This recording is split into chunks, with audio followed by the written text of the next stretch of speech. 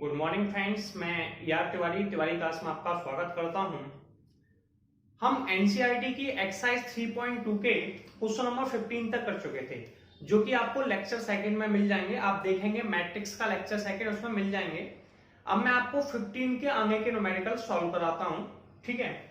सबसे पहले आप क्वेश्चन देखिए। क्वेश्चन नंबर 16 क्या लिखा हुआ, if A equal to 102 021 203 prove that AQ minus K 6a square plus 7a plus 2i बराबर 0। ये स्टेटमेंट हमें प्रूफ करना है। क्लियर है। इस स्टेटमेंट में आप पहले बात करेंगे 2i, तो i की वैल्यू हम जानते हैं। 2 का मतलब है i के साथ 2 का मल्टीप्लाई करना है। i की वैल्यू हमें पता ही है 100 0 010 001, ठीक है। तो हमें इसमें कोई खास प्रॉब्लम नहीं आएगी, निकाल देंगे। फिर लिखा है 7a, ए की वैल्यू क्वेश्चन में दे ही रखी है तो कोई खास प्रॉब्लम नहीं है, ये भी हम कैलकुलेट कर लेंगे। अब हमारे पास बचा ए स्क्वायर और ए क्यूब। तो अब मुझे दो वैल्यू मेरे पास अभी नहीं है, वो दो वैल्यू है, एक वैल्यू है ए स्क्वायर और एक वैल्यू है ए क्यूब। इसलिए मुझे यहाँ पे दो वैल्यू को कैलकुलेट करना है और वो दो वैल्यू है ए स्क्वायर और ए क्यूब। सबसे पहले मैं ए स्क्वायर निकालूंगा। अब ए स्क्वायर क्या होता है, ए इंटू ए, ठीक है। तो पहला वाला ए ऊपर वैल्यू दे रखी, नोट डाउन कर दिया। दूसरा वाला ए भी यही है, वैल्यू लिखी। अब ये दोनों वैल्यू आपस में मल्टीप्लाई में है, और मैंने आपको बताया था मल्टीप्लाई का रूल होता है MRC, यानी कि मल्टीप्लाई जो करते हैं। आप चाहे तो लेक्चर फर्स्ट में ही मैंने ये बात सिखाई है, लेक्चर सेकंड में भी सिखाई है, तो आप वहां पर आके देख लेंगे कि मल्टीप्लिकेशन कैसे करते हैं। मल्टीप्लाई रो का कॉलम में करते हैं। मैं आपको प्रोसेस बताता हूं। जैसे कि ये पहली रो है, इसका मल्टीप्लाई सबसे पहले पहले कॉलम में होगा, फिर दूसरे कॉलम में करो, फिर तीसरे कॉलम में। फर्स्ट एलिमेंट का फर्स्ट के साथ, सेकंड का सेकंड के साथ, मतलब ऐसे है। ये वैल्यू है और ये वैल्यू है, तो पहली वैल्यू पहले के साथ, दूसरी वैल्यू दूसरे के साथ, तीसरे के साथ चली जाएगी। तो इसमें क्या होगा, 1 का मल्टीप्लाई 1 के साथ, 0 का मल्टीप्लाई 0 के साथ, 2 का 2 के साथ। 1 का 1 में किया, 1 आ गया। 0 का 0 में किया, 0 आ गया। 2 का 2 में किया, 4 आ गया। यही प्रोसेस आपको करना है। 1 का 0 के साथ, 0 का 2 के साथ, 2 का 0 के साथ, ये तीनों 0 0 0 आ गए। 1 का 2 के साथ, 0 का 1 के साथ, 2 का 3 के साथ, तो 2 0 6 आ गए। ऐसे अब फिर आप सेकंड वाली रो को लेंगे। इसका पहले वाले कॉलम में, दूसरे वाले कॉलम में, तीसरे कॉलम में, तीनों में मल्टीप्लाई करेंगे। तो 0 का 1 में, 2 का 0 में, 1 का 2 में, तो ये आ जाएगा आप लोगों का कितना आ जाएगा, 0 0 2। फिर 0 का 0 में, 2 का 2 में और 1 का 0 में, तो आपका आ जाएगा 0 4 0। ऐसे ही 0 का 2 में, 2 का 1 में, 1 का 3 में, 0 2 3। ऐसे आपके पास नेक्स्ट है 2 0 3। पहले 2 का करेंगे 1 में, फिर 0 का 0 में, 3 का 2 में, 2 0 6। फिर आपके पास ये और फिर आपके पास है, ठीक है। तो इसे हमने ऐड कर लिया। ऐड करने को खास प्रॉब्लम नहीं, से 1 0 प्लस 4 फिर 5 आ जाएगा। तो ऐड करने के बाद वैल्यू आ गई 508 245 80 13। तो पहला जो टारगेट था हमारा ए स्क्वायर की वैल्यू को कैलकुलेट करना, वो मैंने ए स्क्वायर की वैल्यू को कैलकुलेट कर लिया। तो अभी मेरे पास ए स्क्वायर भी कैलकुलेट हो चुका है। अब मेरे पास इस पूरी इक्वेशन में केवल एक वैल्यू बची है, वो थी ए क्यू की वैल्यू। अब मुझे केवल ए क्यू की वैल्यू निकालनी है। ए क्यू कैलकुलेट करना है। ए क्यू होता है ए स्क्वायर इंटू ए। ए स्क्वायर की वैल्यू लिखिए 508 245 80 13। ऊपर से मैंने नोट डाउन कर ली ये A0 की, ए स्क्वायर की वैल्यू, सॉरी किसकी वैल्यू है, ए स्क्वायर की। ए की वैल्यू 102 021 G203। जैसा कि मैं भी आपको प्रोसेस में समझा चुका हूं कि यहाँ ज्यादा मल्टीप्लिकेशन में परेशान नहीं होना। रो का कॉलम में देखिए पहली रो है, इसका मल्टीप्लाई पहले कॉलम में, फिर दूसरे कॉलम में, फिर तीसरे कॉलम में। पहला फर्स्ट वाले में करना है, फिर सेकंड वाले में, फिर थर्ड वाले में। करते कैसे, 5 का 1 में, 5 इंटू 1, 0 का 0 में, 8 का 2 में। 5 का 0 में, तो पहली वैल्यू आ गई। 5 का 0 में, 0 का 2 में, 8 का 0 में, सेकंड वैल्यू, ठीक है। ऐसे ही 5 का 2 में, 0 का 1 में और आ गई। कोई डाउट। ऐसे ही फिर हम सेकंड वाली रो को लेंगे। इसका मल्टीप्लाई भी पहले कॉलम में, फिर दूसरे कॉलम में, फिर तीसरे कॉलम में, तीनों में करेंगे। तो 2 का 1 में, पहली वैल्यू का पहले में, 4 का 0 में, 5 का 2 में, तो 2 0 10 आ गया। 2 का 0 में, 4 का 2 में, 5 का 0 में, 080 आ गया। 2 का 2 में, 4 का 1 में, 5 का 3 में, 4 4 15 आ गया। ऐसे ही 8013 वाले का पहले कॉलम में, दूसरे कॉलम में, फिर तीसरे कॉलम में, 8 का 1 में, 0 का 0 में, 13 का 2 में, 8026, 8 का 0 में, 0 का 2 में, 13 का 000 और ये आ गए। अब कोई प्रॉब्लम तो है नहीं हम लोगों को, ये वैल्यू हम लोगों की AQ की वैल्यू आ चुकी है। अब हमने क्या किया, जो AQ और A स्क्वायर था, AQ ये रहा और A स्क्वायर ये रहा, ऊपर से नोट डाउन कर लिया। अब इसके बाद मैं क्या करूंगा, ऊपर की प्रोसेस को थोड़ा सा रफ कर देता हूं, ठीक है। मैंने से रफ कर दिया, रफ करने के बाद कोई ज्यादा प्रॉब्लम नहीं करनी है हम लोगों को, ठीक है। ये वैल्यू आपको कैलकुलेट करना समझ में आ गई होंगी, A स्क्वायर और AQ की वैल्यू को छोड़कर। देखो मेरे पास जो वैल्यू फाइंड आउट करनी थी उसकी बात करते हैं। मुझे फाइंड आउट करना था AQ minus K 6A square plus के 7A प्लस के 2I इक्वल टू 0, ठीक है। तो मैं इसके LHS को ले लेता हूं, क्या ले लेता हूं, LHS को। सबसे पहले मैंने AQ की वैल्यू लिख दूंगा, कहां लिखी है, ये AQ की वैल्यू लिखी है। तो AQ की वैल्यू है 21,034, 12,823, 34,055 माइनस के 6। A स्क्वायर की वैल्यू को लिख दूंगा, A स्क्वायर की वैल्यू कितनी है, 508,245, 508,245 और 8013 प्लस के 7A। अब A की वैल्यू थोड़ी सी मुझे अभी मैंने नहीं लिख पाई, चलिए मैं ले लेता हूं। A की वैल्यू मेरे पास है 102 और 213, सॉरी 102, दूसरी है 021, उसके बाद है 203, ठीक है। 102, 021, 203। इसके बाद हम क्या करने वाले हैं इस पर बात करते हैं। फिर लिखा हुआ है 2i, i का मान होता है, हम सबको पता है i आइडेंटिटी मैट्रिक्स है, 100, 010, 001। अब आपको मल्टीप्लिकेशंस करना, सॉल्व करना है, ठीक है। तो आप कैसे करेंगे उस पर बात कर लेते हैं। पहली वैल्यू तो है 21, 034, 12,823, 34,055। 6 का मल्टीप्लाई जो होगा वो ईच एलिमेंट में, 5 में भी होगा, 0 में भी, 8 में, सबके साथ होगा। 5 के साथ किया 30, 0 हो गया, 8 के साथ किया 64, ठीक है। 6 का 2 में किया 6 दूनी 12 और 24, 6 पंजे 30, 30, 8 6 48, 48, 8 6 48, सॉरी गलती से लिख गया था 48, ठीक है। और 8 6 48, 0 और 13 पंजे 13 78, ठीक है। क्लियर है। अब क्या करेंगे, इसको आगे लिख लेंगे, ये हो जाएगा 7 0 14, 0 14 7, 14 0 21। फिर आगे की प्रोसेस में लिख देंगे 2 0 0 0 2 0 0 0 2। अब हमें कुछ नहीं करना, सबसे पहले हमें स्टार्टिंग की जो दो वैल्यू उनको सब्सट्रैक्ट करना है, यानी कि इन दोनों को सब्सट्रैक्ट कर लीजिए और इन दोनों को ऐड कर दीजिए, ठीक है। नीचे की इक्वेशन को रफ कर देता हूं, जरूरत नहीं है सॉल्व करने की। 21 में से 30 गए, ये आ गए हम लोगों के 20 माइनस के 9, ठीक है। 0 में से 0 गए, 0 आ गए। 34 में से 48 गए, तो 8 में से 4 गए, 4 और ये आ गया 1 माइनस के 14। 12 में से 12 गए, 0, 8 में से 24 गए तो 16, ठीक है। 23 में से 30 गए, माइनस के 7, 34 में से ये गए तो माइनस के 14 ही बचा, और 0 में से 0 गए, 0 बचे। 55 में से 78 गए, 8 में से गए 3 और 7 में से गए 23, माइनस के 23। इसको ऐड कर दीजिए, इन दोनों को ऐड कर दीजिए। 7 प्लस 2 को ऐड किया 9, 0 प्लस 0 0, 14 प्लस 0 14 और 0 16 7, 14 0 23।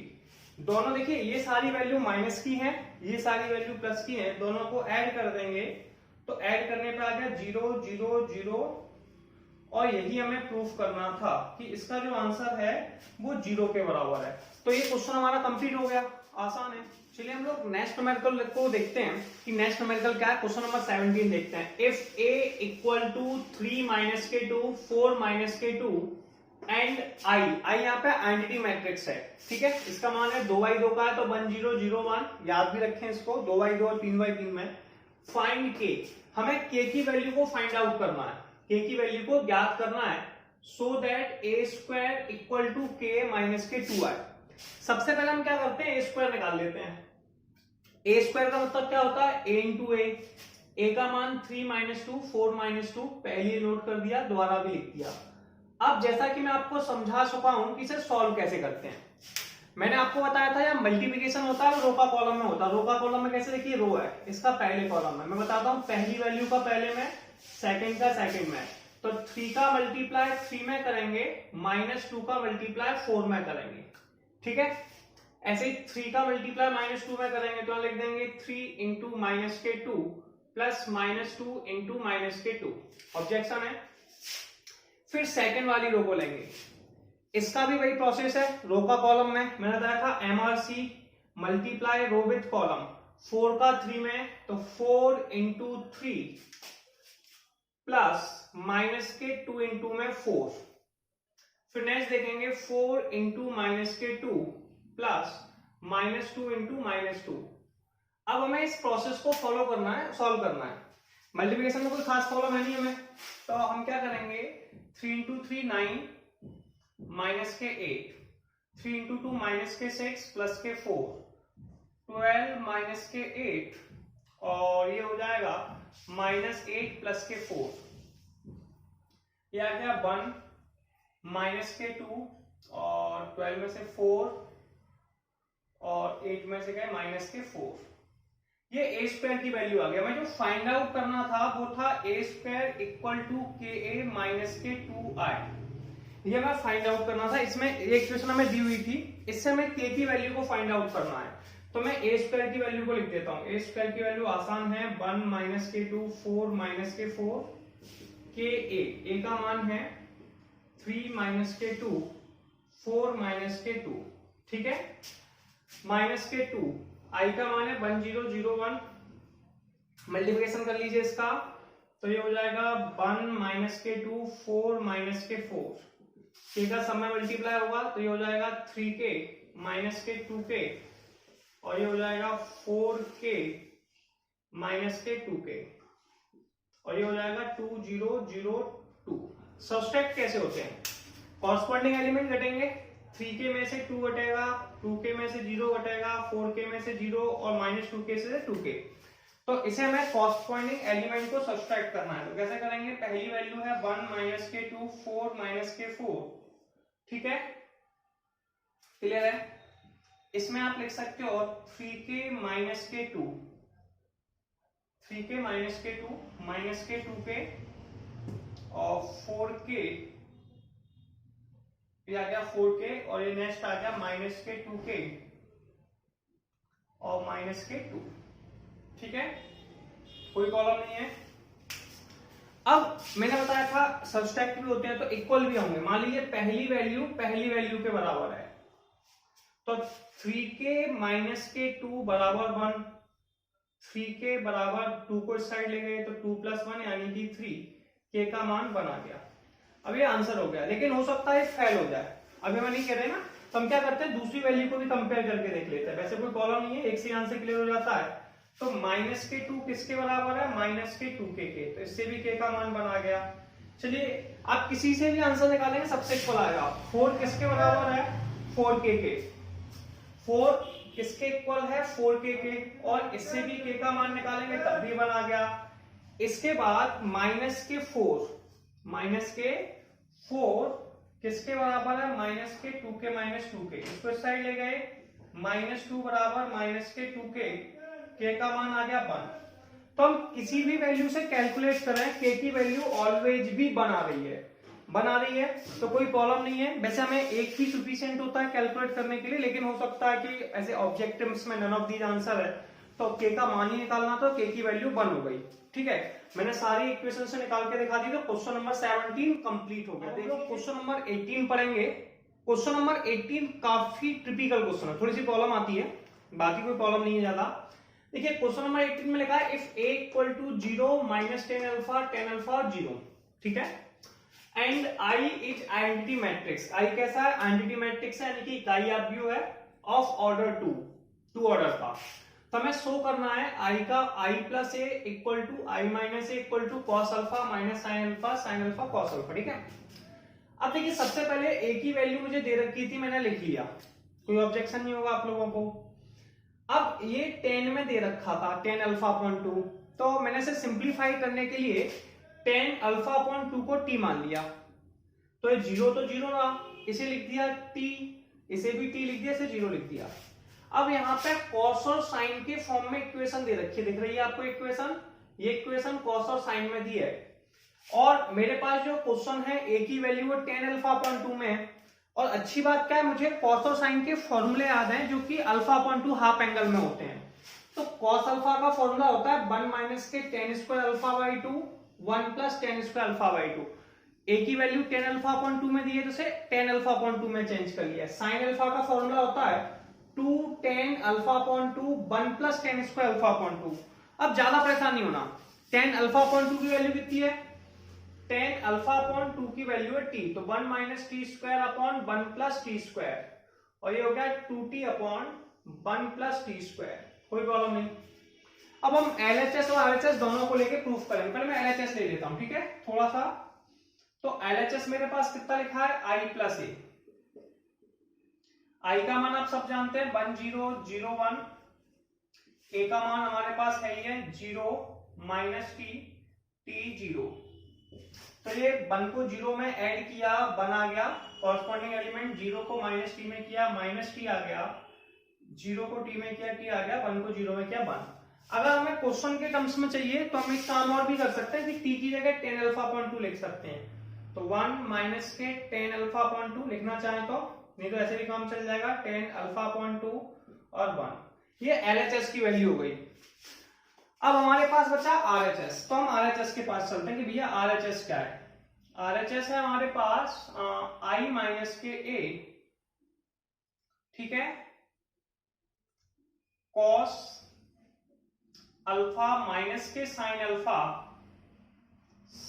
Alpha cos alpha.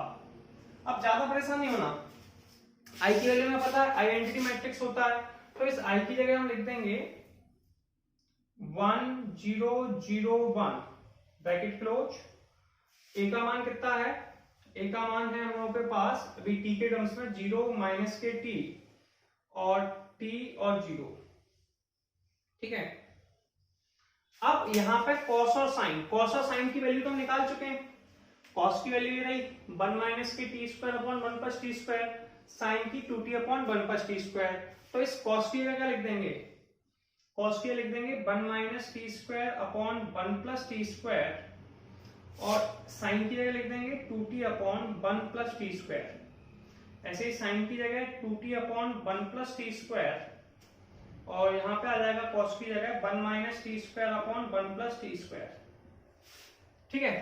अब हम क्या करेंगे, हमें LHS से पहले के पोर्शन को रफ कर देते हैं, ठीक है। ये ऊपर वाले पोर्शन को रफ कर दिया, कोई प्रॉब्लम तो नहीं है, वैल्यू रख ली हमने। अब सब्सट्रैक्ट करते हैं, 1 में से 0 गया, कितना बचा? 1 बचा। 0 में से माइनस टी गया, प्लस के टी, 0 में से गया माइनस के टी, और 1 में से 0 गया, 1 बचा। दूसरी वैल्यू हमारे पास कितनी है वो देखते हैं, 1 minus T square upon 1 plus K T square, minus K 2t upon 1 plus T square, 2t upon 1 plus T square,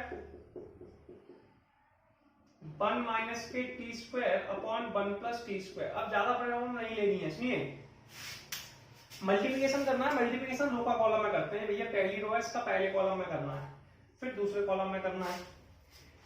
multiplication कैसे करते हैं? रो का कॉलम में, ठीक है, करते हैं। तो 1 का मल्टीप्लाई किसमें होगा? पहली वैल्यू का पहले में, तो 1 माइनस के T square upon 1 plus T square में। 1 का मल्टीप्लाई करना है तो 1, फिर प्लस का साइन लगाएंगे। t का मल्टीप्लाई किसमें करना है, minus K 2t upon 1 plus T square में। फिर आप पहले कॉलम का, सॉरी बाय मिस्टेक, t का मल्टीप्लाई होगा 2t upon 1 plus T square, minus नहीं था प्लस वाला, पहली वैल्यू का पहले में, दूसरी वैल्यू का दूसरे में। फिर आपको ये बगल वाले में करना है, फर्स्ट का फर्स्ट में, सेकंड का सेकंड में। तो फिर 1 का मल्टीप्लाई किसमें होगा, minus K 2t upon 1 plus K T square में, ठीक है। t का मल्टीप्लाई होगा 1 माइनस के T square upon 1 plus T square में। यही प्रोसेस आपको ऐसे करना। दूसरी वाली रो लीजिए, इसका पहले का पहले में, दूसरे का दूसरे में, तो कैसा हो जाएगा, माइनस के टी इंटू 1 माइनस के T square upon 1 plus T square. पहले का पहले में होगा, दूसरे का दूसरे में, plus 1 into 2t upon 1 plus T square. फिर पहली वैल्यू का पहले में करेंगे तो माइनस के t into minus K 2t upon 1 plus T square. फिर 1 का करेंगे तो प्लस के 1 into 1 minus T square upon 1 plus T square. ये आ गया। एलएचएस के लिए मुझे याद ही है, अब कुछ खास नहीं करना है, मल्टीप्लिकेशन करना है। नीचे डिनोमिनेटर सेम है तो ऊपर की वैल्यू आप सेम लिख सकते हो, कोई प्रॉब्लम नहीं है।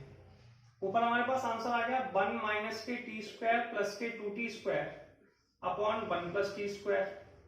ऐसे बगल में किया तो ये आ गया माइनस के 2t प्लस के t माइनस के T Q upon 1 plus T square. T का अंदर किया माइनस के टी, ठीक है। मैं एलएचएस के सारे टर्म को रफ कर देता हूं, केवल लास्ट वाली वैल्यू एलएचएस की लिखी हुई है, इससे मैच कर लूंगा, ठीक है।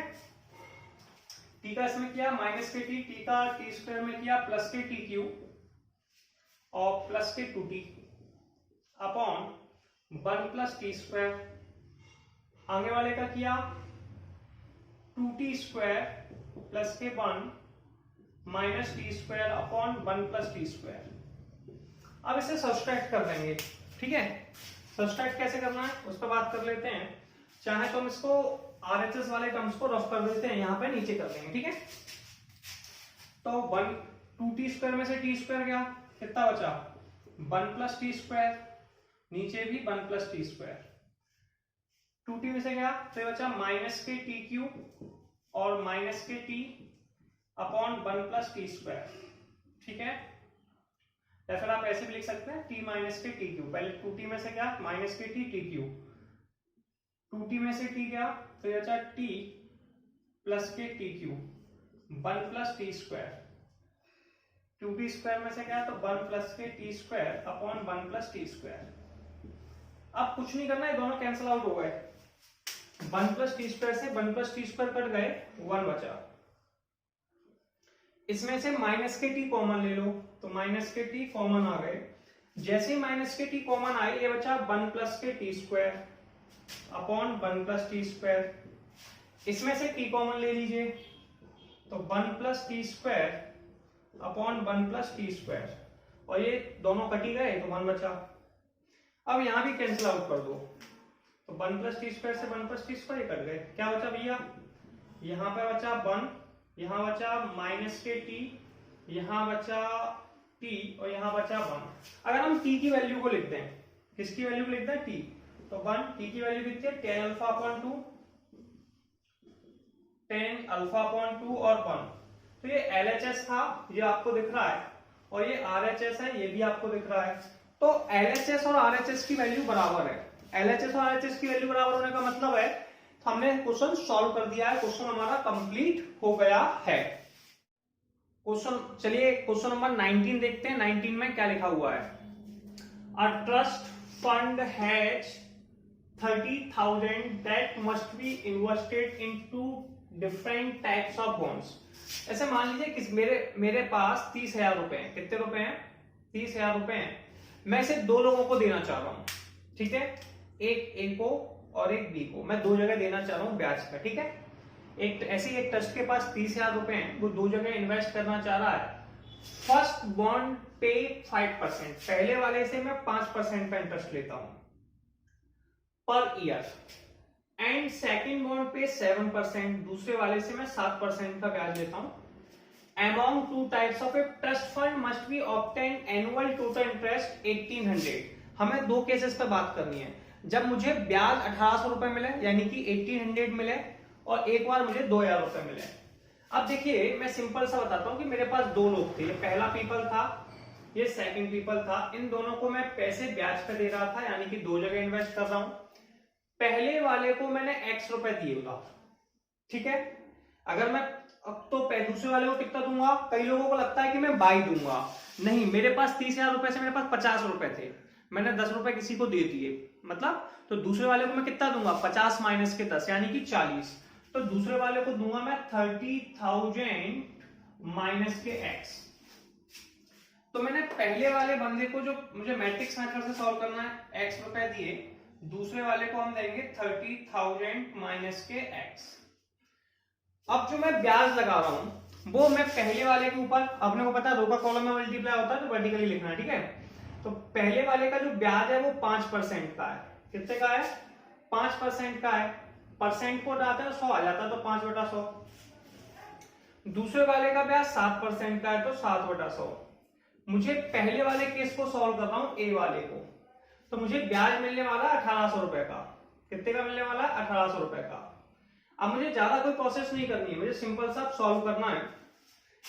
मैंने जैसा कि आपको समझाया था, मल्टीप्लिकेशन रो का कॉलम में होता है, तो मुझे मल्टीप्लाई करना है पहली वैल्यू का पहले में, तो 5 का x में, तो 5x अपॉन में 100, इसका दूसरे वाले में तो प्लस 7 इंटू में 30,000 minus x upon 100 equal to 1800। अब आपके पास यहाँ के आगे की प्रोसेस क्या होगी, ये 100 है, दोनों से लेके क्रॉस मल्टीप्लाई साइड कर दिया, तो जैसे ही क्रॉस मल्टीप्लाई किया, ये हमारे पास 5% को डाल देते हैं, ऐसे मैं इसको भी डाल देता हूँ, ये आपको समझ में आ चुका होगा। मैंने जैसे किया तो ये आ गया मेरे पास 5x, 7 का 30,000 में किया 2,01,000, ठीक है, माइनस के 7x अपॉन में 100, ठीक है। अब इस 100 का हम लोग क्रॉस मल्टीप्लाई कर देंगे 1800 में, तो ये 5x में से 7x का कितने बचे, माइनस के 2x प्लस के 2,10,000 और ये आ गया 1,80,000। इसे साइड ले गए, माइनस के 2x इक्वल टू, ये इसमें सब्सट्रैक्ट कर दिए 2 लाख में से, तो आ जाएगा माइनस के 30,000, माइनस 2 का डिवाइड दे दिया, x का मान आ गया 50,000। पहले वाले को हम 15,000 दे रहे हैं, तो दूसरे वाले को कितना दे रहे थे, सेकंड वाले को 30,000 माइनस के x, और x का मान कितना है 15,000, तो 30,000 माइनस के 15,000 इक्वल टू 15,000। मेरे पास 30,000 रुपए हैं, पहले को अगर मैं 15,000 दे रहा हूं तो दूसरे को कितना दूंगा, 15,000। तो अगर मुझे ब्याज 1800 रुपए चाहिए 5% और 7% से, तो मुझे पहले और दूसरे वाले को कितने देने पड़ेंगे, 15,000। अगर मुझे ब्याज का रिक्वायरमेंट है 2,000 रुपए का, तो मैं यहाँ पे लिख दूंगा भैया मुझे 2,000 रुपए चाहिए, तो पहले वाले को मैं x रुपए दूंगा, दूसरे वाले को 30,000 माइनस x दूंगा। ब्याज की रेट आज भी वही है, 5% और 7%, तो 5% और 7%, ठीक है। और ब्याज लेकिन चेंज हो चुका है, ये अपना 2,000 हो चुका है, तो इस 1800 की जगह हम लोग कितना लिख देंगे, 2,000, ठीक है। आप मैट्रिक्स का सिंबल लगा सकते हैं, आगे रिप्लेस कर सकते हैं, ऐसे कोई प्रॉब्लम नहीं है। फिर आप इसका मल्टीप्लिकेशन जैसे कर रहे थे वही प्रोसेस में करेंगे, कोई प्रॉब्लम नहीं, बस यहाँ पे कितना होगा 2000। अब 100 का जैसे ही 2000 का मल्टीप्लाई किया, ये 2 lakhs आ गया, ठीक है। अब इसको हम इस साइड से सब्सट्रैक्ट करेंगे, 2 lakhs में से हमने सब्सट्रैक्ट किए 2,10,000 और माइनस के 10,000 बचे, 2 का डिवाइड दे दिया तो आंसर आ गया 5,000। अगर पहले वाले को 5,000 दे रहे हैं तो दूसरे वाले को कितना देंगे, 30,000 माइनस के 5,000, और 30,000 माइनस के 5,000 हो जाएगा 25,000। तो दोनों क्लियर है। आपको कुछ एक सिंपल सी स्टेप ऐड करनी है कि पहले वाले को अगर x रुपए दे रहे हैं तो दूसरे वाले को देंगे 30,000 माइनस के x, और इस प्रोसेस की हेल्प से आपको करना है। ब्याज तो आपको दिया ही है, मल्टीप्लिकेशन करना इजी है, देख लीजिए। चलिए हम लोग नेक्स्ट न्यूमेरिकल देखते हैं कि नेक्स्ट न्यूमेरिकल क्या है। The book shop of a particular school has 10 dozen of chemistry books. एक बुक शॉप है, ठीक है, उस बुक शॉप के पास 10 दर्जन केमिस्ट्री की किताबें। चलिए मान लेता हूं मेरे पास जो केमिस्ट्री की बुक्स हैं वो 10 दर्जन है। कितनी है? 10 दर्जन, ठीक है, 10। कोई ऑब्जेक्शन? 8 दर्जन ऑफ फिजिक्स बुक्स, 8 दर्जन कितनी है? फिजिक्स की बुक्स हैं। 10 दर्जन इकोनॉमिक्स बुक और 10 दर्जन मेरे पास इकोनॉमिक्स की बुक्स है। Their selling price are 80 rupees, 60 rupees, 40 rupees। जो सेलिंग प्राइस होगी वो एक बुक की होगी, यानी कि बी की जो वैल्यू है, इसे हम बी में जो लिखेंगे, इसे हम इसका ट्रांसपोज निकालते हैं। कितनी रुपीज है? 80 रुपीज, 60 रुपीज और 40 रुपीज, इसका ट्रांसपोज, ठीक है। तो ये हमारे पास कितना हो गया? 80 रुपए की बुक है भैया पहली, दूसरी 60। ट्रांसपोज में क्या होता है? रो को कॉलम में चेंज कर देते हैं, ठीक है, कोई प्रॉब्लम नहीं है, क्लियर है। अब सुनिए, दर्जन में है ये बुक है, इसका मतलब है ये 10 का मल्टीप्लाई कर, 12 का मल्टीप्लाई कर दीजिए। किसका मल्टीप्लाई कर दीजिए? 12 का मल्टीप्लाई कर दीजिए, तो ये आ जाएगा 120, 96 और 120। हमें ए भी निकालना है, मतलब टोटल कॉस्ट फाइंड आउट करनी है।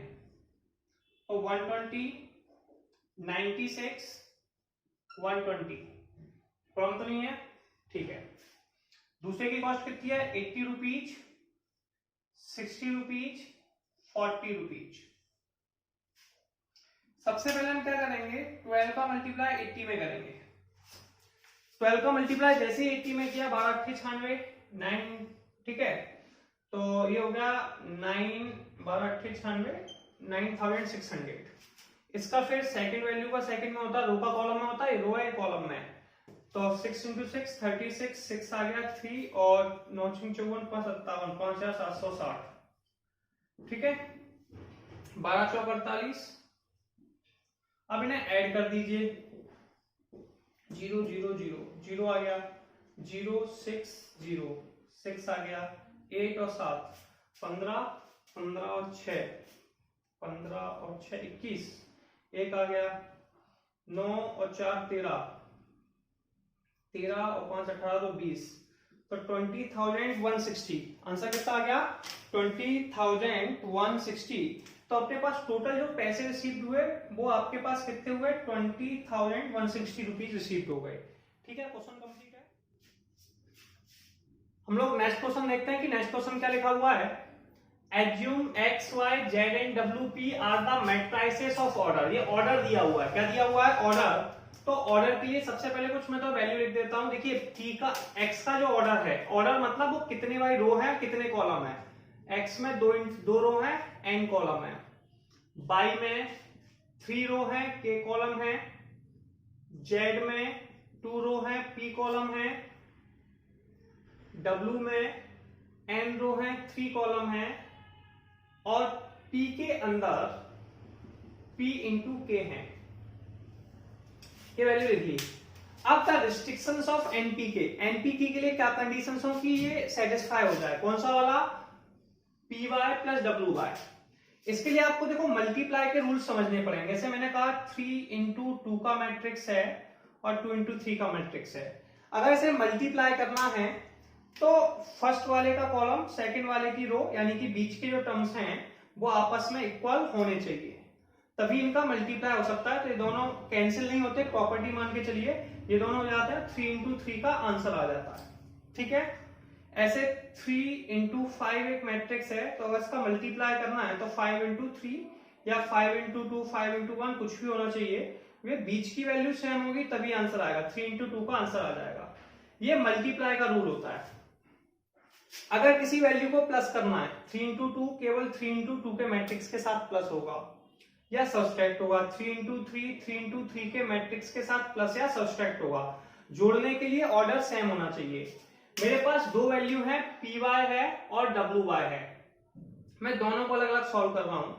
पहले मैं पी वाई को लेता हूं, पी वाई, पी का मान मेरे पास है पी इंटू के,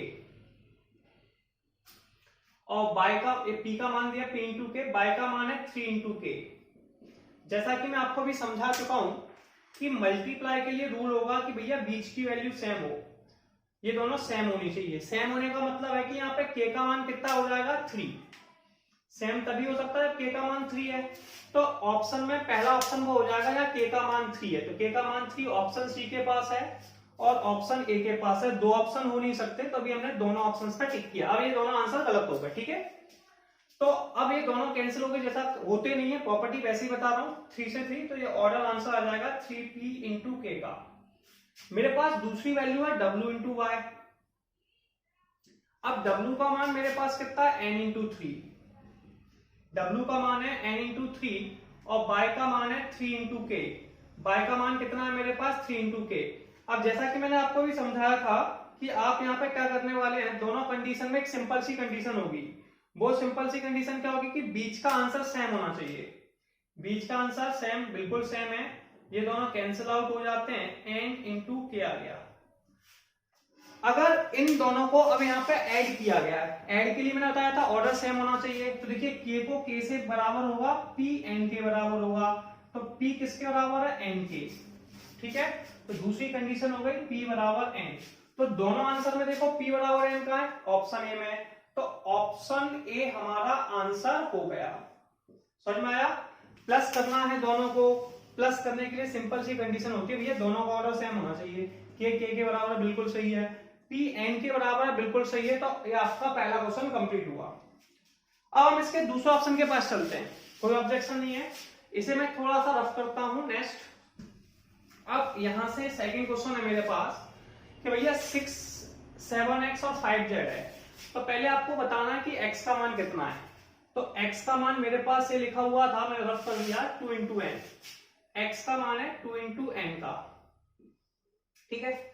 फिर z का मान है, z का मान कितना है 2 इंटू पी का। अब ये 7x है, देखिए 7 का किसी भी कांस्टेंट का मल्टीप्लाई हो और ये दोनों सब्सट्रैक्ट हो रहे हैं, सब्सट्रैक्ट एक कंडीशन हो रहा है n p के बराबर है, या तो आंसर 2 इंटू एन होगा क्योंकि दोनों सब्सट्रैक्ट हो रहे हैं, दोनों आपस में घटाए जा रहे हैं, ठीक है। घटाने की कंडीशन क्या होती है कि दोनों के ऑर्डर सेम होने चाहिए, यानी कि इन दोनों के ऑर्डर सेम होने चाहिए, या तो आंसर 2 इंटू एन होगा या फिर आंसर 2 इंटू पी होगा। इसमें से कोई भी ऑप्शन में जो मिल जाए वो आंसर है। तो हमें ऑप्शन में मिल रहा है, देखिए दोनों सब्सट्रैक्ट हो रहे हैं, यानी कि दोनों के ऑर्डर सेम है, ऑर्डर सेम है, तो x का ऑर्डर है 2 इंटू एन, जेड का ऑर्डर है 2 इंटू पी। तो आंसर या तो 2 इंटू एन होगा, अब 2 इंटू एन मिल रहा है, 2 इंटू पी मिल नहीं रहा, इसलिए बॉम्बे आंसर हो गया और ये कंप्लीट होगा। बड़ा ट्रिक से चलते हैं, आसान है, कंप्लीट कर लीजिए।